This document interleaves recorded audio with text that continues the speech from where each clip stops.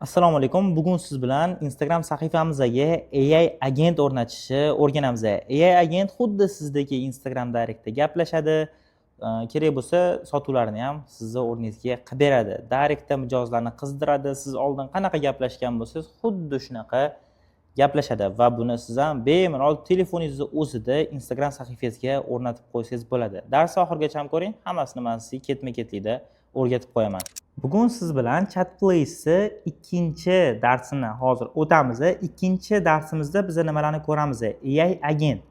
AI agentlarni menimcha ko'pchilik ko'rgan bo'lsanglar kerak. AI agent sizni Instagramingizga xuddi sizdek javob beradi. Buning uchun biz nima qilishimiz kerak bo'ladi? AI agent 24/7 javob beradi, kontekstni tushunadi va har bir suhbatga moslashadi.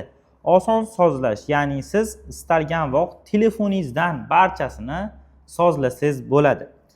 Odamga muloqot qiladi, uslubingizni hisobga oladi, matn, audio, video va rasmlarni tushunadi, matnni formatlaydi va tugmalar qo'sha oladi.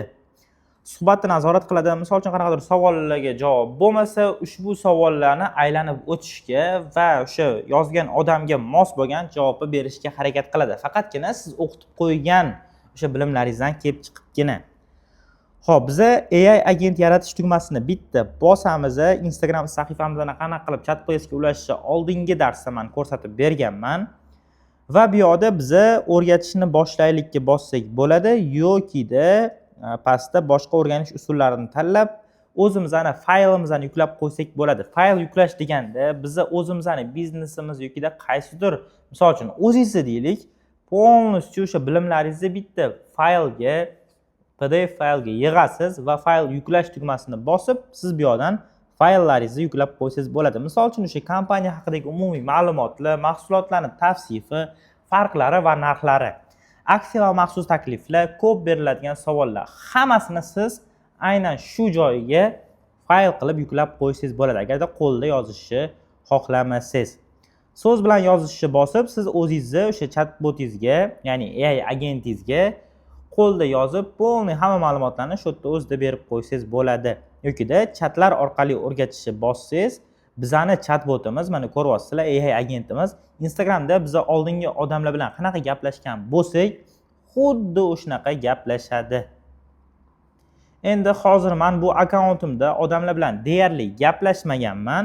Shuni hisobiga menda zagruzka tezroq ketyapti. Lekin siz oldin gaplashgan o'sha akkauntingizda AI agent o'rnatadigan bo'lsangiz, AI agent ko'proq, uzoqroq o'ylashi mumkin. Sababi u sizni hamma chatlaringizni o'qib chiqadi. Hamma chatlaringizni o'qib chiqqandan keyin sizni tanib oladi. Hozirda bizneslar to'liq o'qitib berilganda Instagram Direct'ga ulab berishingizga $500 atrofida sizga pul to'lashadi. Bunaqa AI agentlar hozir istalgan biznesga kerak. Sababi siz misol uchun qaysidir biznesmenga yoki qaysidir o'sha magazinga yozyapsiz. Mana shu mahsulotingizni buyurtma qilmoqchiman deyapsiz, lekin ular sizga javob bermayapti. Katta ehtimol bilan siz o'sha u magazinni esingizdan chiqarib yuborasiz. Lekin AI agent o'rnatib qo'ygan magazin joyida hammaga javob beradi, 24/7 mijozlarni yo'qotmaydi. Siz shuni xizmatingizni shunaqa qilib yana qo'shimcha sotsangiz bo'ladi va bunga maksimum sizni 1 soat vaqtingiz ketadi va 1 soatda $500 bemalol ishlab olsangiz bo'ladi. Xo'p, savol yuborishni bosdim. Bu bizning hozirgi chatimizda savollariga yaxshi javob bermaydi, lekin Instagramda xo'p, to'liq javob beradi. To'liq javob bergandan keyin ham o'sha bexato javob beradi. Mana ko'ryapsizlar, salom, bugungi ishlayapsizmi? Aytib bera olasizmi deb savol bersam, salom, ha, bugun 10:00 dan 19:00 gacha ishlaymiz. Sizga qanaqa yordam berishimiz mumkin deyapti.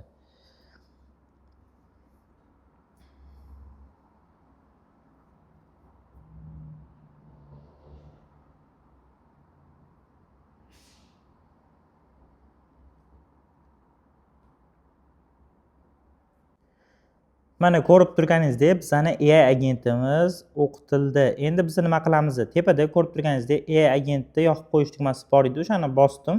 Lekin tepadagi o'sha ключni bosib turib, biz o'zgartirsak bo'ladi. Misol uchun AI agent modeli tezda turgan bo'lsa, bu biroz oddiyroq javob beradi. Lekin aqlli funksiyasini tanlasak, kontekstni chuqurroq tushunadi, 3 baravar ko'proq AI so'roq sarflaydi, lekin yaxshiroq javob beradi. Xo'p, mana ko'rib turibsizlar, pastda bizga tayyor prompt qilib, ko'rib turibsizlar, bizada o'zi o'qitib olgan. Xo'p, integratsiya sozlash. Biza buni bosib qo'ysak, biza o'zimizning Telegram botimizni ulab qo'yamiz. Ya'ni Telegram akkauntimizni ulab qo'yamiz. Telegram akkauntimizni ulaganimizdan keyin xo'p, agarda bizani agentimiz qanaqadir javob topa olmasa direktda bizani o'zimizga yuboradi. Mana shu ko'rinishda yuboradi. Nima xohlayapti, qaysi odam nima xohlayapti, to'liq ma'lumotini bizga shu qisqa qilib yozib beradi. Как CRMga tushirib bergandek qilib javob beradi. Biz buning uchun Telegram xabarnomalar tugmasini bosib, o'zimizning hozirgi akkauntimizni tanlab olsak bo'ladi. Xo'p, javoblar bo'limiga o'tganimizdan keyin direct xabarlarga javob berish degan tugma bor. Bu bizning shu directimizda javob berish deyiladi. Xo'p, izohlarga javob berish degan tugma turibdi. Biz buni bosib qo'ysak, bizning videomizdagi izohlarga ham sun'iy javob beradi, lekin bizga bu kerak emas. Direktda suhbatni davom ettirishni bosib qo'ysak, izohlarda o'sha kimdir qanaqadir savol bergan bo'lsa, botimiz direktdan unga javob berib, suhbatni davom ettiradi. Istoriyalarga, o'sha reaksiyalar va javoblarga javob deyapti. Ya'ni qanaqadir istoriya qo'ysangiz, o'shanga kimdir reaksiya bossa yoki yozsa, javob yozsa, unga bizning sun'iy intellektimiz yozish kerakmi, yo'qmi? Shuni ham so'rayapti. Biz buni yoqib qo'ysak ham bo'ladi. Story'dagi belgilashlarga javob deyapti. Agar kimdir sizni story'da atmetka qiladigan bo'lsa, o'sha atmetka qilinganiga javob bersinmi degan tugma turibdi. Biz ham buni yoqib qo'ysak bo'ladi. Xo'p, xulq-atvor degan joyi turibdi. Bu yerda biz mijozlarni qaytarish, ya'ni mijozlarni yana прогревать qilish, прогревать deganda o'sha qiziqtirish, полностью o'ziga o'sha qiziqtirib, o'zi yozib, hol-ahvol so'rab, shunaqa qiladigan qilib qo'ysak bo'ladi. Buning uchun biz mijozlarni qaytarish tugmasini bosib qo'ysak bo'ladi. Javoblardan o'rganish tugmasini bosib qo'ysak, bizning o'zimizning AI agentimiz o'sha bergan javoblaridan, odamlar yozganidan o'zi o'qib, yana ham o'sha bilimlarni kengaytirib, yangi o'sha so'zlarni, yangi gaplarni o'rganishni boshlaydi. Xo'p, mantiqqa keladigan bo'lsak, biz bu yerda teglangan mijozlarga javob bermaslikka bosib qo'ysak, o'sha chatbot davomida qanaqadir tag qo'shilgan odamlarga yozmaydi. Bu bizga umuman kerak bo'lmagan funksiya. Xo'p, siz javob bergandan keyin o'chirish. Misol uchun, siz kim bilandir gaplashib o'tiribsiz. Gaplashib o'tirganingizda AI agent siz o'rningizga javob berib olmasligi uchun aynan shu funksiyalarni yoqib qo'ysak bo'ladi. Mana ko'rib turibsiz, bu yerda bizda hamma sozlamalarimiz tayyor holga kelgan. Muloqot qoidalari degan joyga, aynan shu tekst turgan joyga biz o'zimizni qoidalarimizni, o'sha nima xohlashimizni hammasini prompt ko'rinishida kiritib qo'ysak bo'ladi. Ya'ni bizani chatbotimiz, ya'ni AI agentimiz qanaqa gaplashish kerak, nimalarni sotish kerak, nimalarni o'rgatish kerak, hammasini mana shu prompt ko'rinishida o'zingiz kiritib olasiz. 10 mingtagacha simvol sig'adi. Bemalol misol uchun qaysidir o'sha misol uchun oladigan bo'lsa, kiyim do'koni uchun AI agent o'rnatib berganingizda, shu kiyim do'koningizning ma'lumotlarini aynan shu muloqot qoidalari qismiga полностью qo'shib, o'zingizga o'sha AI agentingizga xulq-atvor qoidalarini o'rgatib qo'yasiz. Misol uchun shirin gaplash, stikerlarsiz gaplash, muloyim bo'lib gaplash deb bunga odamdek o'sha o'rgatib qo'yasiz. Shunda u xuddi sizdagi gaplashishni boshlaydi. Mavzu qoidalarini bosadigan bo'lsak, bu yerda qoida qo'shish tugmasi turibdi. Alohida qanaqadir qoidani biz bu yerga kiritib qo'ysak bo'ladi. Misol uchun, o'sha qaysidir odam narxi qimmat deydigan bo'lsa, qanaqa javob berish kerak? Aynan shunaqa qilib biz o'sha javoblarimizni kiritib qo'yamiz. Misol uchun, qaytarish savollari uchun muddatini aytish kerak, o'sha buyurtma raqamini so'rash kerak, mijoz qimmat desa bo'lib to'lash taklif qilish kerak, chegirma berish kerak emas. Shu mavzu qoidalarini shu yerdan biz kiritib qo'ysak bo'ladi. Bemalol 50 tagacha ham qoida kiritish mumkin bo'ladi. Ko'rib turganingizdek, bizani AI agentimiz shu yerdan mana tayyor holatga keladi. Tayyor holat kelgandan keyin pastda o'chirish yoki butunlay o'chirib olish tugmasi turgan bo'ladi. Bizda hozir u yoqib turibdi. To'xtatishni bosib qo'ysak u o'chadi, boshlashni bossak u yana yonadi.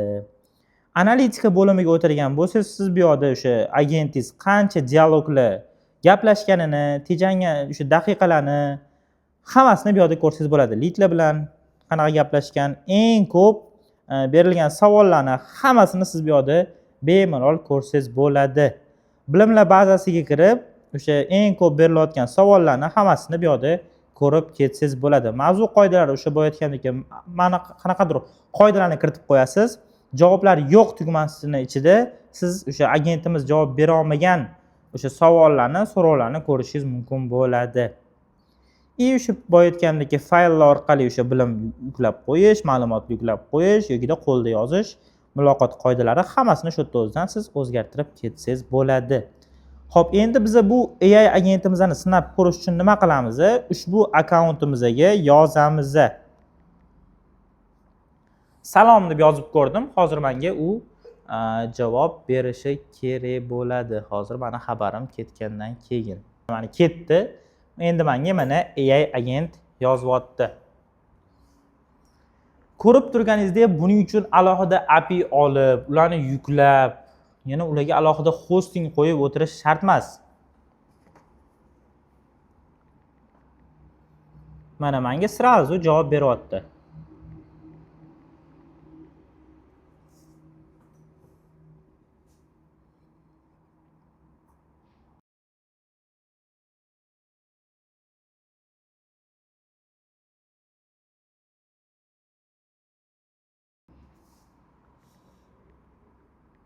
Misol uchun hozir menga har bitta xabarimda o'sha emoji qo'yib javob beryapti har bir savolimga. Buni biz muloqot qoidalarida o'chirib qo'ysak ham bo'ladi. Xo'p, sun'iy intellekt haqida deb yozdim. Hozir endi menga javob berishi kerak.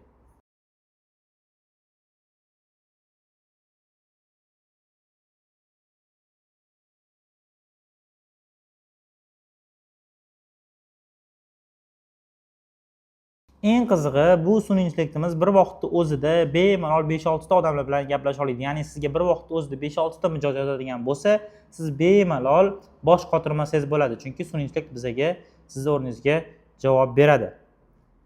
Mana ko'ryapsiz, bizga savollar berib, полностью bizani прогревать qilyapti.